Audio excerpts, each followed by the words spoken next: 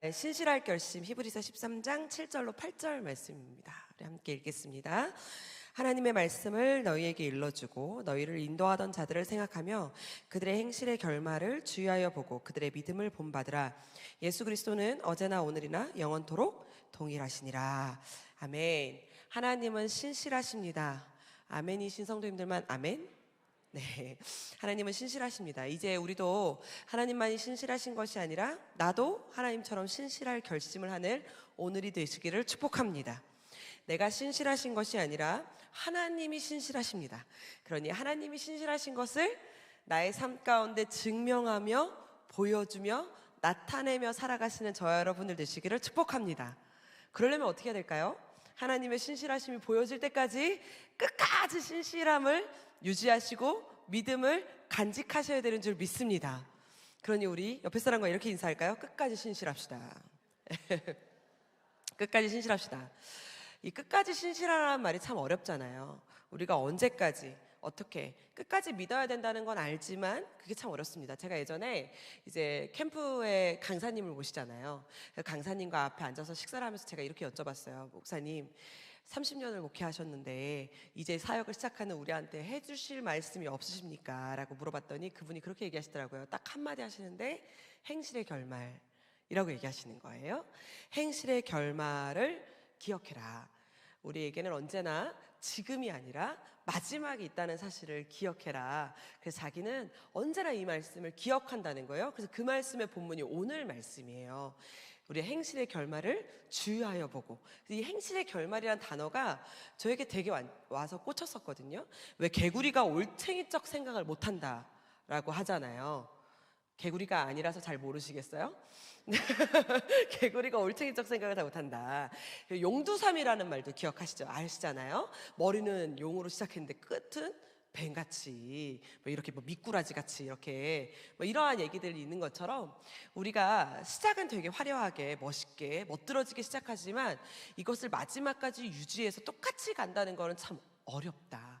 그래서 우리가 하나님 앞에서도 결단을 할 때도 처음에 막 은혜를 받고 막 그 말씀을 막 듣고 막 그때 은혜 받을 때는 막 세상을 구원할 것처럼 막 결단한다는 겁니다. 내가 아프리카까지 가서 내 목숨을 막 이렇게 결단하지만 그것을 눈을 뜨고 세상으로 나와서도 똑같이 그 결단을 유지하며 살아갈 수 있느냐, 그게 쉽지 않다는 거죠. 그래서 그렇게 결단하기보다는 꾸준하게 할 수 있는 것을 하나라도 끝까지 하자. 그래서 그때 그 강사님이 나한테 저에게 뭐라고 말씀하셨냐면, 그래서 자기가 자기를 돌아봤을 때 꾸준하게 할 수 있는 일은 눈 뜨자마자 말씀 한 절이라도 읽는 거더라. 그래서 자기가 30년 동안 목회를 하면서 다른 거는 하나도 다른 거 막 다 지키지를 못하겠더래요. 그런데 그거 하나는 정말 끝까지 지켰는데, 그게 뭐냐면 아침에 눈 뜨자마자 성경 한 절을 읽고 그 말씀 붙들고 기도하는 거. 그러니까 내가 감기가 걸렸든 아니면 뭐 다른 데에 있든 뭐 비행기 안을 움직이는 안일지라도 해가 뜨면 눈을 뜨면 무조건 성경 한 절을 읽는 이 습관을 30년째 자기가 끝까지 지키고, 아침마다 그래서 그 말씀을 읽는 게 행실의 결말 때문에 내가 다른 어떠한 너무 큰 결단을 이루지 못할까봐 이걸 하신다라고 말씀하신 분이 이문미 목사님이십니다. 그래서 매일 아침마다 큐티를 해서 자기가 이제 그 큐티를 사람들에게 전달을 한다, 이렇게 말씀을 하신 적을 제가 기억을 합니다. 우리가 하나님은 언제나 신실하십니다. 그리고 아멘입니다. 그런데 그 신실하심을 우리가 이루기 위해서, 그리고 그 신실하심 우리의 삶 가운데 우리가 증명하기 위해서 우리가 갖춰야 되는 것이 무엇이냐? 그랬더니 두 번째 우리가 갖춰야 되는 성품이, 오늘 함께 따라야 할까요? 일관성이다라고 말씀하시는 거예요. 오늘 말씀 보니까 그렇게 나오는 거예요. 끝까지 나아갈 수 있습니까? 어떻게 제가 하나님의 말씀을 붙들고 끝까지 신실함을 유지할 수 있습니까? 그랬더니 7절 말씀에 이렇게 말씀합니다. 우리 함께 읽어볼까요? 시작. 하나님의 말씀을 너희에게 일러주고 너희를 인도하던 자들을 생각하며 그들의 행실의 결말을 주의하여 보고 그들의 믿음을 본받으라. 오늘 보라색 글씨 한번 읽어볼까요? 시작. 생각하며 그들의 행실의 결말을 주의하여 보고. 뭘 생각할까요? 우리가 무엇을 생각할까요? 그동안 우리가 어떻게 하면 하나님이 나를 어떻게 인도하셨지를 생각한다는 겁니다. 그런데 오늘 이 히브리서 기자는요, 이 출애굽의 이야기를 굉장히 많이 다뤘어요. 그러니까 무슨 말이냐면 너희가 무엇을 생각해야 보고 행실의 결말을 주의해 보냐. 이 히브리서 기자의 마음에 왜 이러한 단어를 썼을까를 생각해 본다면, 여러분 우리가 함께 본다면 이건 거예요. 히브리서 13장의 앞장 보면 히브리서 11장이 있습니다. 여러분들이 잘 아시는 히브리서 11장은 믿음장이라고 하죠. 그래서 성경에 그렇게 많이 나와 있는 믿음으로 노아는, 믿음으로 아브라함은, 뭐 믿음으로 누구는 하는 그 히브리서 11장을 기록하고 그리고 13장을 말씀하고 계시는 거예요. 그러면 여기에 행실의 결말을 기억하라 라고 한다면 누구를 말할까요? 네, 믿음의 선진들을 기억하라 라는 거를 말한다는 거예요. 그러니까 우리는 아직은 내 삶 가운데 내가 하는 그 기도 제목이 이루어지지 않았어요. 그리고 내가 열심히 기도하고 있는 그 믿음의 그 하나님 앞에 드려지는 그 믿음의 표대가 아직은 완성되지 않은 분들이 너무 많잖아요. 그러나 벌써 예전에 완성을 몇 번 했고 하나님의 신실하심이 삶 가운데 40년 후에 45년 후에 지난주에 갈렙처럼 이루어진 것을 기억하라.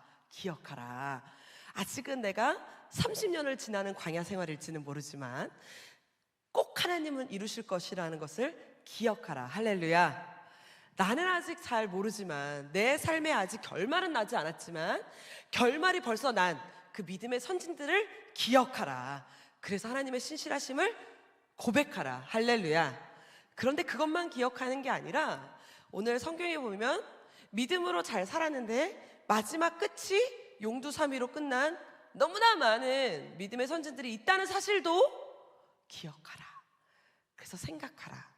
어떻게 하면 끝까지 믿음을 살 수 있고 어떻게 하면 믿음대로 살 수 있는지 생각하라. 그 생각이 거기에 나오는 단어입니다. 오늘 광야에 살아간 1세대들은 하나님을 불평했습니다. 그죠? 그래가지고 하나님께서 광야에서 일단 다 뺑뺑이 돌려서 죽었어요. 광야에서 죽었습니다. 안타까운 현실이죠. 그러나 2세대들은, 광야에서 태어난 2세대들은 하나님이 기억하셔서 가나안 땅을 정복하고 가나안 땅에서 살게 하셨습니다. 여러분 한번 생각해 보세요. 광야에서 태어난 2세대들에게는 애굽의 생활이 없어요. 그렇죠? 그 광야에서 태어난 2세대들에게는 애굽이 어떠한 도시였는지 어떠한 삶이었는지 살아본 기억이 없습니다. 그러니까 이들에게는 광야의 삶이 전부입니다. 그러면 광야에서는 어떤 삶을 살았냐면 아침에 일어나면 하나님께서 만나와 메추라기를 내려주시는 삶. 어디로 가야 됩니까? 하나님의 불기둥만 따라가면 된다. 하나님의 구름기둥만 따라가면 된다 하는 삶만 살아왔어요. 내가 지금까지 입었던 이 옷이 해지지 않았던 건, 40년 동안 해지지 않고 신발이 해지지 않았던 거는 왜 그럴까요? 하나님이 해지지 않게 해주셨으니까. 할렐루야. 그러니까 이 광야에서 살아난 2세들의 입장에서는 애굽에서의 삶은 없어요. 그러니까 이들에서의 인생의 모든 정답은 하나님이 주시면 아멘, 하나님이 먹여주셔서 아멘, 하나님이 데펴주셔서 아멘. 광야가 너무 추운데 하나님이 불기둥으로 데펴주시는 거야. 그래서 할렐루야. 이거밖에 없는 거예요. 모든 기억은. 그러니까 인생에 있어서 나의 삶의 기억과 나의 그 피부에서 기억하는 모든 삶의 그런 문화가 광야로 끝나는 거예요. 그러니 하나님이면 아멘인 거죠. 그러니 여러분들 광야에서 태어난 2세대들이 가나안 땅을 정복할 때 하나님이 야 여리고성 돌아라, 그게 뭐가 그렇게 어려웠겠어요? 지금 우리가 살아가는 세상에서 여리고성을 정복하려면 어떻게 해야 됩니까? 여러분 리모델링 하려면 부시기부터 시작하려면 망치부터 있어야 되잖아요. 그죠? 그러니까 이 사람들 입장에서 여리고성을 부시려면 뭐가 있어야 돼요? 망치가 있든 내 삶에 뭐가 있든 뭐 톱이 있든 뭐라도 있어야지 하나님 여리고성을 부시죠. 그런데 광야에서 태어난 2세대들에게는 그게 몰라, 망치가 뭔지. 제가 말하는 게 지금 이해가 잘 안 가세요? 톱이 뭔지 이해를 못하는 거예요. 왜? 자기네들은 하나님이 내려주면 먹는 거고 하나님이 해지지 않게 하면 입는 거고 하나님이 가라 하시면 가는 게 내 삶의 전부였어요. 40년 동안. 그러면 여리고성을 도는 데에 있어서 필요한 건 뭐밖에 없어요? 하나님밖에 없어요. 너 가나안 땅을 정복해라. 뭐밖에 없어요? 하나님밖에 없어요. 이들한테 뭐 망치가 있어야 여리고성을 부실 수 있고요, 뭐 저기를 어떻게 부셔야지만 힘이 어느 정도 있어야지만 여리고성이 무너지고, 이런 계산을 할 필요가 없어요. 40년 동안 살아온 그 모든 삶이 하나님이 입혀주시면 아멘, 하나님이 가라고 하시면 아멘, 멈추라고 하시면 너 여기서 자야 돼 오늘, 내가 불기둥 여기다 멈춰놨잖아, 네가 여기서 잘 곳이야. 아 그래요? 그러면은 아멘이었어요. 광야에서 태어난 2세대들에게는 그게 전부였거든요. 그러니까 여리고성 너 이제 부셔야 돼, 너 가나안 땅 정복해야 돼, 어떻게 할 거야? 하나님이 가라 하시면 가죠. 멈추라 하시면 멈춰야죠. 하나님이 부시라면 부셔야죠. 이들에게 있어서의 그 모든 삶의 패턴은 하나님이었습니다. 어렵지 않아요. 여리고성 너 오늘 하루 한 바퀴 돌아라. 네, 만나 외출하기도 주신 하나님이 하라면 아멘이지요. 우리는 그러니까 이 여리고성을 7일 동안 7바퀴 돈 게 되게 신기하잖아요. 그래서 막 아이들한테도 우리가 설명할 때도 여리고성을 7바퀴 하나님이 돌라고 그랬어, 정말 이해 안 되는 방식으로 돌라고 했어 라고 하지만 2세대들에게 있어서는, 광야에서 태어난 2세대들에게 있어서는 하나님이 전부예요. 하나님이 아멘, 하나님 말씀하시면 그냥 아멘이지, 거기에 왜 토를 달아? 하나님 말씀하시면 그게 정답이지, 왜 그게 상식적으로 이해가 안 돼? 이들한테는 그게 이해가 안 되는 거죠. 우리가 이해를 못하는 게 그들은 이해를 못할 겁니다. 그러면 그들은 1세대들이 40년 동안 살면서 2세대들을 키울 때 뭐라고 하면서 키웠을 것 같아요? 여러분들, 우리가 트라우마라 그러잖아요. 내가 가진 트라우마를 우리가 전가한다 그래요. 그래서 내가 가진 그 삶의 패턴을 아이한테는 그렇게 안 살게 하려고 무지막지하게 가르친다 그러잖아요. 그래서 왜 공부가 한이 된 엄마 아빠들은 아이한테 공부해라, 그리고 놀아본 게 한이 되는 엄마 아빠들은 야 어렸을 때 놀아야 된다, 그렇게 키운다고 하죠. 그 여러분 1세대들에게 한은 뭘까요? 불평불만해서 가나안 땅을 못 들어간 거, 이게 얼마나 한이겠어요? 내가 애굽에서 하나님이 구출하셔가지고 하나님이 나를 이 홍해를 가르시고 막 엘림의 축복, 막 여러 가지를 다 보게 하신 다음에 반석에 물이 나게 하시고, 그쵸? 이 모든 걸 멋들어진 걸 경험하게 하시고 가나안 땅을 정복해서 가나안 땅 눈앞에 보고 자 이제 들어갈 거야. 근데 말 한마디 잘못했잖아. 하나님 없어, 우리 너무 무서워, 저기 들어가면 우리 죽을 것 같아, 이 말 한마디 해가지고 하나님이 그럼 니네 여기서 죽어라. 40년을 그러면서 40년을 살면서 얼마나 많은 가치관이 생겼을 텐데 그게 뭘 것 같아요? 아이들한테 뭐라고 가르치겠어요? 하나님이 최고야, 너 하나님이 왕이야, 토달지 마, 너 토달았다 나처럼 되는 거야. 그쵸 여러분? 만약에 내가 광야에서 태어난 1세대, 광야에서 살아가는 1세대인데 내가 이제 2세대들을 바라보면서 하나님, 우리가 아는 거는 40년이지만 1세대들 입장에서는 언제 끝날지 모르는 이 세월을 지나고 있는 거예요. 그럼 우리가 우리 자녀들한테, 다음 세대들한테 너 하나님이 말씀하시면, 하나님이 가라 하시면 무조건 오케이야, 안 그러면 너 나처럼 내 꼴 된다, 알았지? 안 그러면 너 나처럼 광야 뺑뺑이 도는 거야, 너 하여튼 하나님이 물어보시면 무조건 오케이야, 이렇게 가르치지 않으셨겠어요? 그러니까 2세대들은 보는 것도 만나와 외출하기고 살아가는 것도 구름기둥과 불기둥이지만 귀에 못이 박히도록 피가 나도록 아마 들은 게 그걸 거예요. 하나님 말씀하시면 아멘이야, 하나님만이 아멘이야, 너 토달지 마, 불평하지 마, 너 불평했다가는 너 또 광야에서 뺑뺑이 돈다, 알았지? 이거를 못이 박히도록 얘네들은 들었을 겁니다, 2세대들은. 그러니까 여리고성을 돌아라, 아멘, 정복해, 아멘, 출동해, 아멘, 멈춰, 아멘, 이러면서 사는 거예요. 무엇이 그들에게 있어 상식이겠어요? 하나님의 말씀만이 상식이죠. 그런데 여러분, 너무 깨끗하게 살면 한 번 이 맛을 보기 시작하면 맛이 간다 그러잖아요. 우리 아이들도 집에서 너무 TV를 안 보여주시면 밖에 나가서 TV 앞에 서가지고 침 흘리면서 TV 보는 거 아시죠? 교회 와가지고 보면 알아요. 아, 얘는 집에서 오락 한 번 안 해보내구나, 게임 한 번 안 해보내구나. 너무 슬픈 얘기 하나 해드릴까요? 너무 슬픈 얘기인데 영화부 얘기를 또 한 번 하면, 제가 오늘 좀 덜 아파서 자꾸 이렇게 쓸데없는 말을 하네요. 영화부 아이들 중에 목회자 자녀들이 좀 있습니다. 목사님들 자녀들이 있어요. 목사님들 자녀들이 1세, 2세, 3세 요 정도 아이들이 목회자 자녀들이 있는데 얘네들이 여자 선생님들한테는 잘 안 가요. 근데 남자 선생님들한테만 가가지고 막 안기는 거예요. 여기 이제 나요셉 목사님 계신데 나요셉 목사님 아들이 그래요.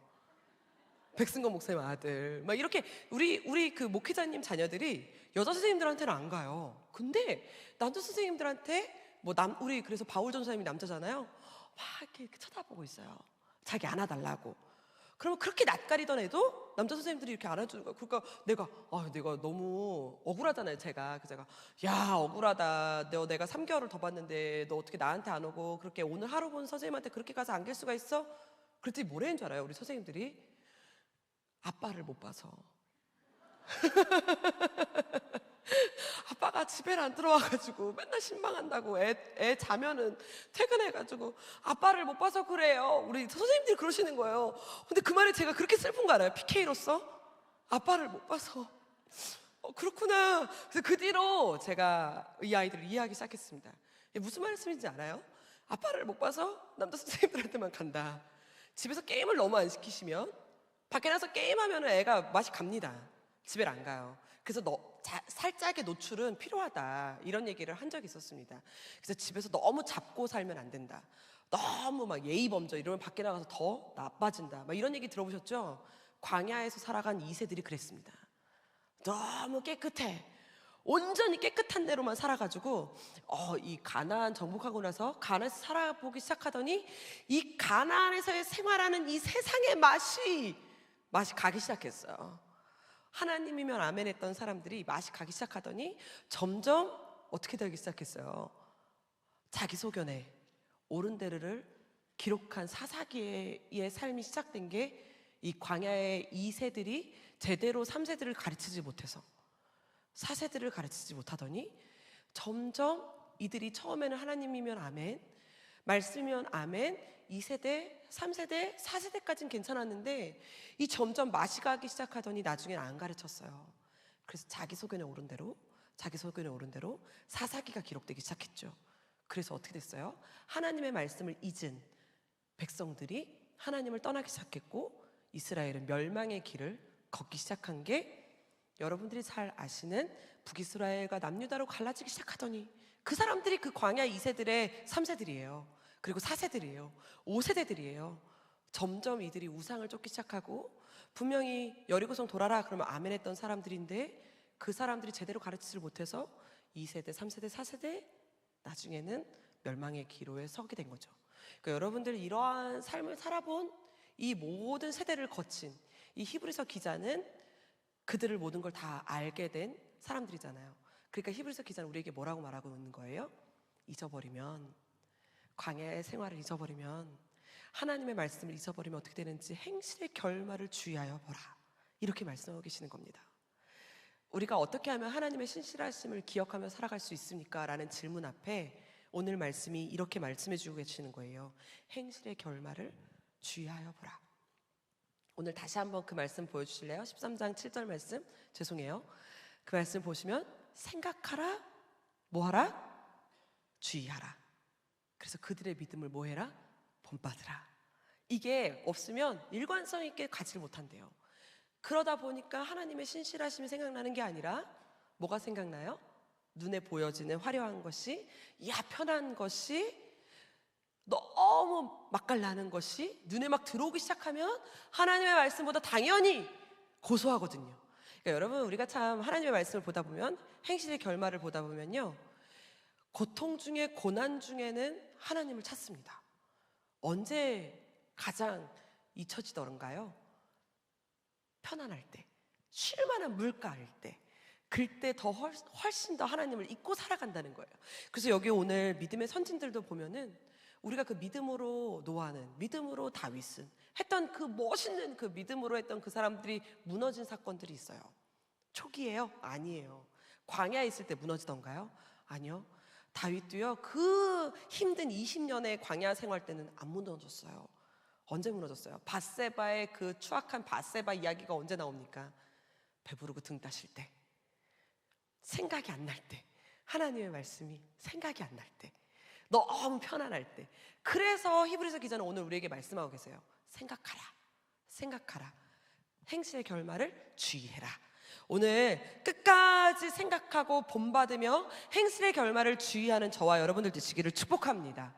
그러한 사람만이 오늘 보면 하나님, 오늘 하루 하루살이처럼 오늘 하루 또 내일 되면 내일의 하나님의 말씀을 다시 한번 기억하는 믿음의 하루살이로 생각하며 주의하며 살아가는 저와 여러분 되시기를 축복합니다. 그러한 사람이 어떻게 살아간다는 거예요? 일관성 있게 살아간다는 거예요. 그래서 두 번째 8절 말씀에 보면 갑자기 생뚱맞은 단어가 하나가 나옵니다. 우리 한번 8절 말씀 읽어볼까요? 시작. 예수 그리스도는 어제나 오늘이나 영원토록. 아니, 앞부분에 갑자기 행실의 결말을 주의해라 본받아라 하더니 갑자기 8절 말씀에 예수 그리스도는 어제나 오늘이라 동일하다, 갑자기 이렇게 잔소리가 나오잖아요.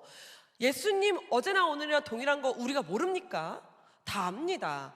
예수님은 어제나 오늘이라 동일하신 분이십니다. 믿는 성도님들만 아멘. 아멘이지요. 그리고 예수님은 처음과 끝을 주관하시는 분이십니다. 할렐루야. 당연히 아멘이지요. 그런데 갑자기 행실의 결말을 주의하여 보라 하더니 8절 말씀에 예수 그리스도는 어제나 오늘이라 동일하시다 자랑하십니까? 갑자기 8절 말씀에 이 말씀이 왜 나오느냐 이겁니다. 제가 그래서 이 말씀에서 갑자기 이제 막히기 시작한 거예요. 행실의 결말까지는 오케이. 근데 갑자기 8절 말씀에 예수 그리스도는 어제나 오늘이라 동일하시다, 이렇게 갑자기 자랑으로 끝나는 것 같아요. 왜 갑자기 하나님은 우리에게 이 말씀을 우리에게 알려주시냐 이겁니다. 하나님, 제가 어떻게 생각하고 어떻게 주님의 말씀을 본받고 어떻게 일관성 있게 신실하심을 믿고 살아가야 됩니까? 끝까지 살아가야 됩니까? 라는 질문 앞에 하시는 말씀이 예수 그리스도는 어제나 오늘이라 동일하시다. 근데 너무나 아멘인데 너무나 당연한 말이기 때문에 이해가 더 안 되는 거예요. 너무나 잘 아는 말씀이기 때문에 더 아멘이 안 되는 겁니다. 예수님 아멘이신 거 당연히 알지. 내가 안 된다고. 내가 일관성 있게 잘 안 된다고. 내가 신실하게 잘 끝까지 믿음 지키기가 어렵다고요, 하나님. 그랬더니 하나님이 기억하래요. 예수 그리스도는 어제나 오늘이라 동일하시다는 걸.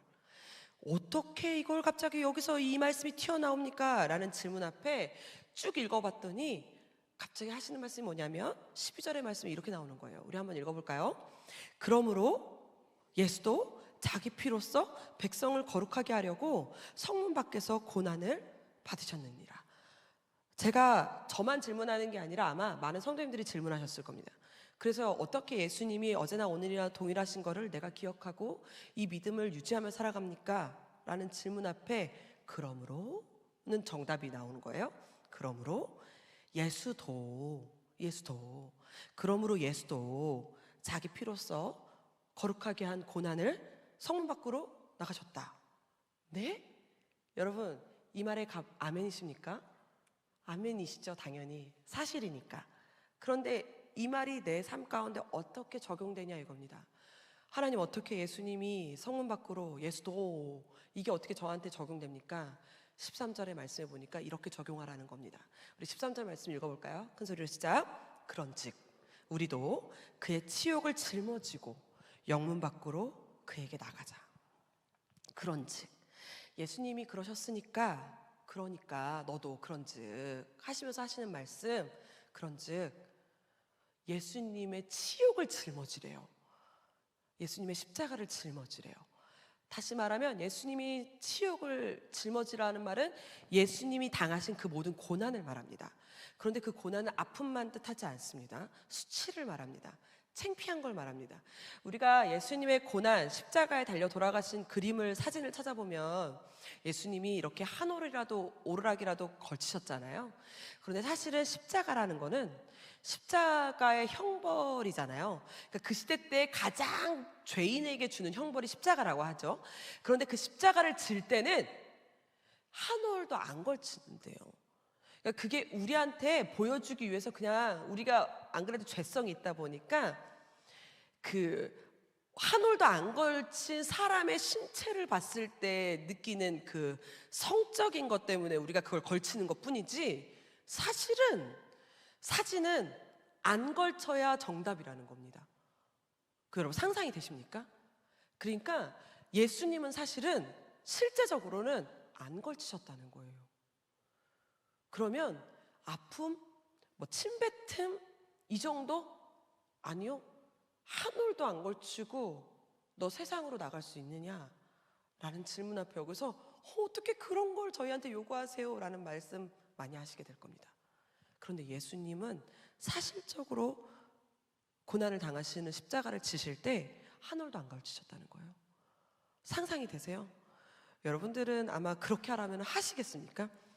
교회에서 그걸 시켰다? 미쳤냐고 하겠죠. 이 교회 사입이라고 우리가 아마 고소할지도 모릅니다. 그게 우리의 상식입니다. 그런데 예수님은 사실은 그렇게 하셨다는 겁니다. 그러면 여기에 그 치욕을 짊어지고 영문 밖으로 그에게 나아간 것처럼 우리도 나아가라는 겁니다. 이 영문 밖이 뭔지 아세요? 제가 이 말씀이 너무 이해가 안 돼서 찾아보기 시작했습니다. 진영이라고 하시면 더 이해가 편하실 거예요. 이 진영으로 말하면 우리 안에서의 모든 것을 진영 안에서 해결한다. 그래서 얘를 버리려는 진영 밖으로 던진다는 거예요. 왜? 진영 안은 아군, 진영 밖은 적군. 이해가 되십니까?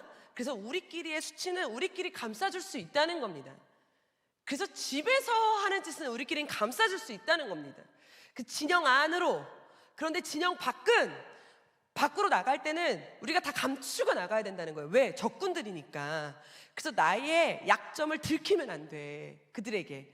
나가 수치 당할 것을 그들에게 들키면 안 돼. 그래서 우리가 집에서는 안 그러고 있지만 밖에 나갈 때는 무조건 걸치는 옷 따로 있다는 거야. 걸치는 머리 스타일 따로 있다는 겁니다. 그래서 영문 밖으로 나간다라는 말은 진영 밖으로라는 말이라는 거예요. 그럼 무슨 말을 뜻합니까? 여러분, 우리가 교회 안에서 살아가는 방식과 세상 밖으로 나가는 방식이 다르다는 겁니다. 집 안에서의 모습과 세상 밖으로의 모습이 다르다는 겁니다. 집에서는 하는 것이, 교회 안에서는 헌신하는 것이 밖으로는 헌신으로 나가지 않는다는 거예요. 교회 안에서는 아멘 하는 것이 밖으로는 나가지 않는다는 겁니다. 그런데 오늘 예수님이 우리에게 하시는 말씀, 일관성 있게 너 하나님의 신실하심을 보이려면 어떻게 일관성이 있어야 되는지 알아? 그의 치욕을 짊어지고, 예수님의 치욕을 짊어지고 영문 밖으로 나가는 것까지가 일관성이라는 거예요. 할렐루야. 교회 안에서만 아멘이 아니라 영문 밖에서도 아멘. 교회 안에서만 하나님의 말씀 믿습니다가 아니라 영문 밖으로도 하나님의 말씀을 믿습니다. 할렐루야. 그래서 예수님이 언제나 동일하다. 이 말은 무슨 말이에요? 예수님은 밖에서 나가면 요 안에서는 막 채찍질 당하잖아요. 채찍질 당하고 그리고선 십자가를 듣고 영문 밖 그 골고다 언덕을 거니십니다. 그때 예수님 다 상상하셨겠죠? 나가면 만날 사람이 누구라는 걸, 나한테 박수 쳤던 그 사람들이라는 걸, 나의 가족들이라는 걸, 나의 친구들이라는 걸 아셨어요. 그럼에도 불구하고 십자가를 지고 그 모습을 유지한 채, 그 눈 터지고 입 터지고 옷 한 올라기도 안 걸치고 피가 철철 나고 그 가장 치욕적인 그 상태 그대로를 유지한 채 영문 밖으로 조금도 망설이지 않고 십자가를 짊어지고 나간 그 예수님처럼 우리도 동일하게 하나님의 말씀을 진짜 신실하게 믿기를 원하느냐? 너 정말 하나님의 신실이 너의 삶 가운데 증명되기를 원하느냐? 동일하게 여기서 짊어진 십자가 그대로 영문 밖으로 나아가는 저와 여러분들 되시기를 축복합니다. 쉽지 않습니다. 너무나 쉽지 않은 것이 이것입니다. 그런데 예수님이 그렇게 하셨다는 거예요. 그 예수님이 지금도 우리와 함께 하신다는 사실을 믿으시길 축복합니다. 그래서 예수님이 왜 이 말을 하세요? 네가 치욕을 당할 때도 내가 네 옆에 있을 거야. 네가 수치를 당할 때도 내가 네 옆에 있을 거야. 네가 하늘하기를 안 걸치고 십자가를 지고 골고다를 언덕을 오르고 있는 중이야? 걱정하지 마. 내가 같이 오르고 있는 중이야.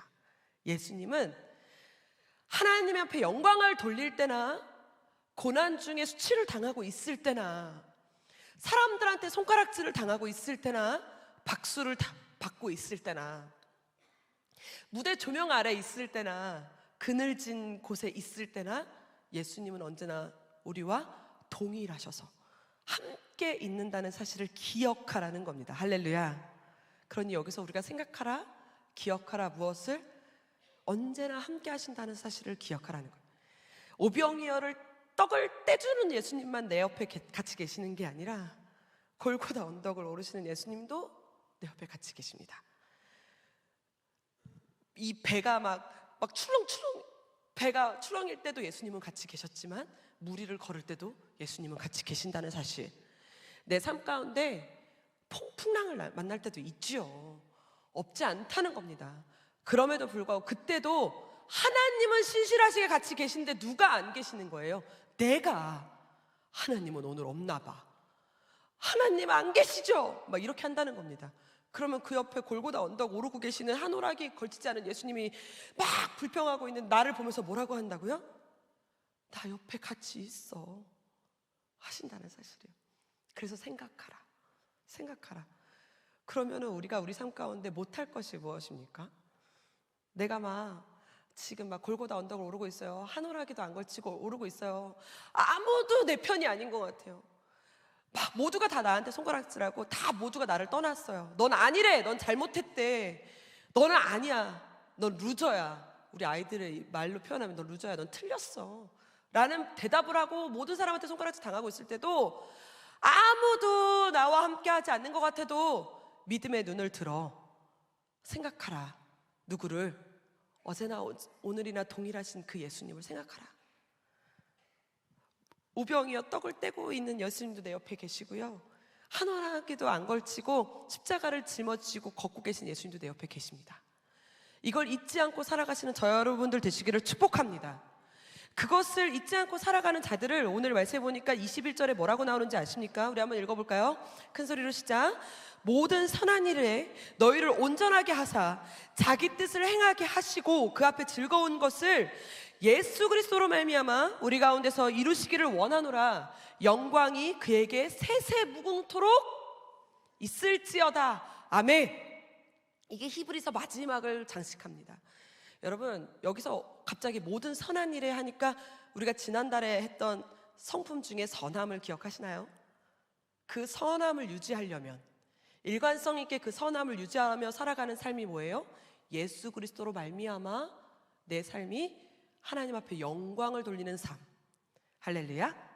그럼 영광을 돌리려면 어떻게 해야 돼요? 갈렙처럼 45년 후에 헤브론 땅을 딱 정복하면서 깃발 딱 멋있게 꽂으면서 뭐 하는 거예요? 봤지? 이게 하나님이야. 이게 영광입니다. 할렐루야. 다른 게 영광이 아니라. 그러니까 걱정하지 말라는 거예요. 이 성경에 나오는 그 많은 믿음의 선진들만 하나님이 함께 하시는 게 아니라 우리, 저와 여러분들, 지금 이 시대에 살아가고 있는 믿음의 선진들, 저와 여러분들 삶 가운데 하나님이 언젠가는 뭐 하신다? 깃발 높이 들고 흔들게 하신다. 그때까지 뭐 해라? 끝까지 믿음 지키고, 내가 혹 골고다 언덕을 거닐고 있으면 그때가 그냥 골고다 언덕을 오를 때예요. 그때도 하나님 함께 하심을 일관성 있게. 여러분, 이걸 증명하는 제일 짧은 거리가 있습니다. 우리 담임 목사님께서 지정해 주신 D-Day라는 게 있어요. 얼마나 감사합니까? 5월 25일입니다. 여러분들, 이게 전도가요, 다른 게 아니더라고요. 행실의 결말을 눈으로 보여주면서 살아가는 게 전도예요. 저는 전도가 우리 교회의 부흥을 위해서 필요한 건 줄 알았거든요. 근데 전도는 나를 위해서 필요하더라고요. 믿음의 증거를 언제 그렇게 우리가 보여주며 살아갈 거예요? 여러분, 사람을 한 명을 전도해서 교회를 데려온다? 내가 잘해서요? 내가 100만 원 써서요? 100만 원 써서 한 사람을 하나님 앞으로 데려올 수 있다면 저는 200만 원, 300만 원이라도 퍼주겠어요. 근데 가장 움직일 수 없는 게 사람입니다. 사람을 움직일 수 없는 게, 인간을 움직일 수 없는 게 제일 어려운 거예요. 저는 돈으로 해결할 수 있는 게 제일 쉬운 것 같아요, 세상에서. 그런데 사람은 돈으로 해결할 수가 없어요. 한번 사람의 상처 입은 거, 아파진 거, 다친 거, 그게 제일 무서운 거예요. 제가 우리 선생님들한테 캠프 가기 전에 항상 하는 말이 있어요. 돈으로 해결할 수 있는 사고만 치셔라. 돈으로 해결할 수 있는 사고가 뭔지 아세요? 물품 망가지는 거, 간식 잘못 배송한 거, 이런 건 다 돈으로 해결할 수 있어요. 근데 애 다친 거는 돈으로 해결이 안 돼요. 아이가 다친 거 기부스에서 해결해요? 근데 그 아이를 보낸 엄마의 마음을 또 헤아려야 돼요. 그러면 이게, 그 사람이 이것 때문에 교회를 떠날 수도 있어요. 이게 돈으로 해결하지 못하는 일이에요. 그래서 우리가 사람이 되게 중요해요. 그런데 그 사람을 전도한다? 여러분, 이게 내가 잘나서요? 아닙니다. 하나님이 하셔야만 가능한 줄 믿으시길 축복합니다. 내 삶 가운데 하나님의 증거하심을 어떻게 보여주면서 살아가실래요? 전도만큼 보여줄 수 있는 게 없어요. 내가 3개월이라는 시간 동안 기도하면서 하나님, 저 사람 교회 데려오면 내가 하나님 믿을게요까지 해보세요. 한번. 그럼 하나님이 멋들어지게 어떻게 하신다? 45년 후에 갈렙의 깃발을 꽂고 흔들게 하신 것처럼 내 삶 가운데 3개월 후에 한 사람을 작정하고 기도하고 깃발 한번 흔들어 보십시오. 하나님의 신실하심을 막 나타내려고 하나님은 막 작정하시거든요. 지금 야, 내가 얼마나 신실한지를 내가 네 삶을 통해서 한번 나타내고 싶다. 근데 우리는 이 3개월을 못 기다리고 2개월 하다가 수치당하는 꼴이 나타나죠. 영문 밖으로 나갔으니까, 치욕 짊어지고 영문 밖으로 나갔으니까 자존심 건드는 일, 아픈 일, 침 뱉은 일, 아마 여러 가지 일을 겪으실 겁니다. 그럴 때 여러분들 어떻게 하셔요? 끝까지 일관성 있게. D-Day 5월 25일이야 정해놨잖아. 얼마나 감사합니까? 깃발 못 흔들면 내 문제 아닙니다. 이거 하나님 문제입니다. 우린 끝까지 일관성 있게 한 사람만 파세요. 한번 해볼까요? 이번에 이제 제가 이제 요즘에 행축 이거 아카데미를 담당하고 있으니까 어떤 이제 목사님께서 저한테 물어보시더라고요. 5월달 25일이 되면 전도한 사람이 나와서 우리 외에 한 명이 와서 간증하시잖아요. 여러분, 이 간증이 전도한 사람이든 전도 당한 사람이든 한 명을 고르잖아요. 여러분, 이게 굉장히 영광된 겁니다. 우리 교회에 4,000명의 성도 중에 한 명이 된다. 여러분, 이거에 한번 욕심 한번 내보십시오.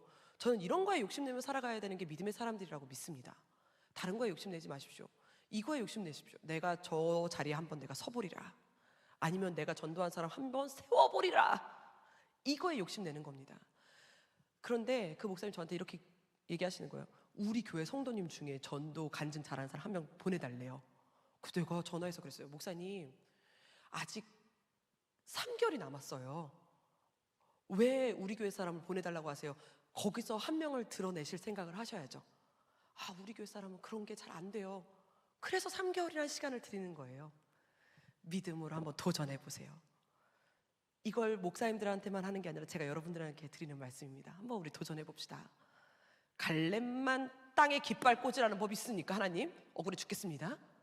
저도 이 강대상에 한번 깃발 한번 꽂아 보리라. 할렐루야. 여러분, 이러한 믿음의 신실하심을 하루 한 번 한 번의 증명하심을 3개월씩 한번 증명하며 살아보세요. 멋들어진 간증이 내 삶 가운데 증명될 줄 믿으시길 축복합니다. 여러분들의 하나님은 살아계십니까? 죽어있습니까? 하나님이 어떻게 입 다물고 계십니까? 여러분들의 하나님도 살아계심을 믿으시길 축복합니다. 오늘 한번 작정 한번 해봅시다. 하나님, 내가 하나님의 말씀이 내 삶 가운데 신실하게 증명될 때까지 일관성 있게 끝까지 가겠습니다. 오늘 그렇게 신실할 결심을 하시는 여러분들, 우리 한번 두 손을 가슴에 얹어볼까요? 우리 함께 찬양합시다. 하나님, 이제 내가 신실할 결심을 합니다. 끝까지 지킬 결심합니다. 그러니 함께 하여 주시옵소서. 우리 이렇게 고백하기 원하는 성도님들 고백할까요? 내일은 난 몰라요. 하루하루 살아요. 불행이나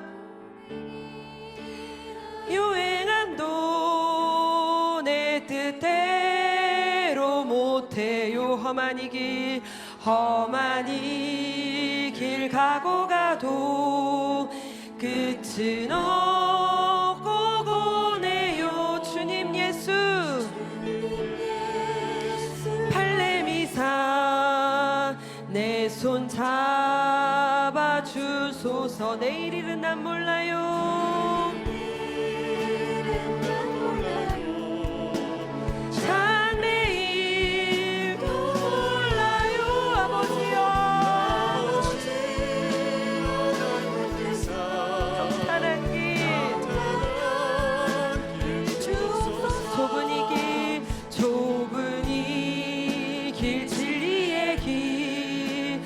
주님 가신 그의 길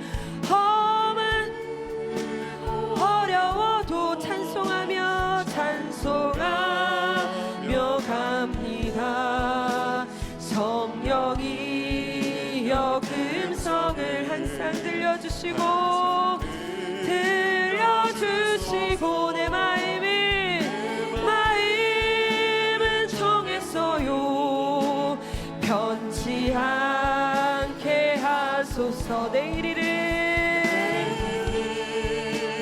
난 몰라요. 장래일도 몰라요.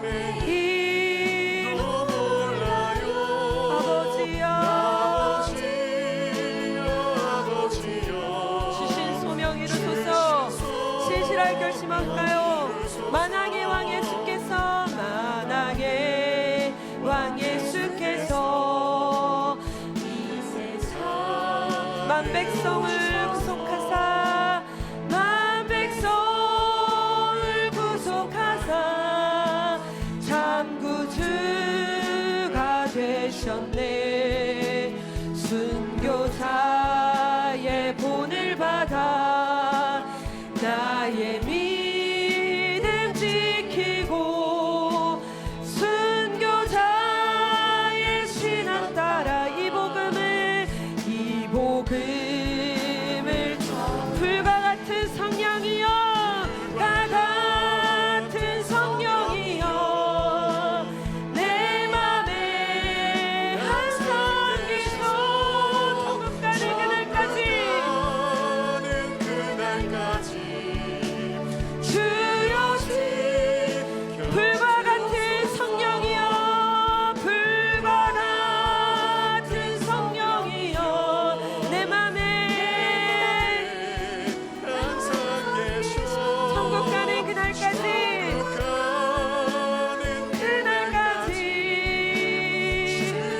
우리 한 번 더 두 손 높이 들고 선포할까요? 불과 같은 성령이여 내 맘에 항상 계셔.